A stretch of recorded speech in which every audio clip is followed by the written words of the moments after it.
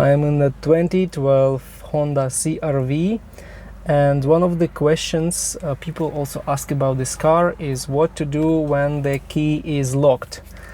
I mean, the key doesn't move and you can't turn on the ignition. It may be also blocked. Now I can take it off, but it may also be blocked in the key cylinder. So what should you do in this situation? It's two ways you can solve it. First of all, check that the shifter is in P, in park position. If the shifter is not in park and you moved your key somewhere, it's possible that the key is locked and you can't take it out because it will not go to its zero position, to its lock position. It will stand in the accessory position, and the shifter will not let you take the key out of the car.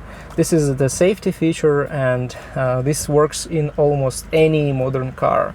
And now the more common thing is that your steering wheel is locked now. The steering wheel is locked, and that's why the ignition cylinder is also locked.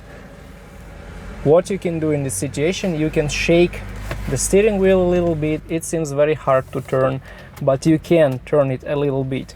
And then when you turn it, just move the key and you will eventually be able to move it to the position where it unlocks the steering wheel.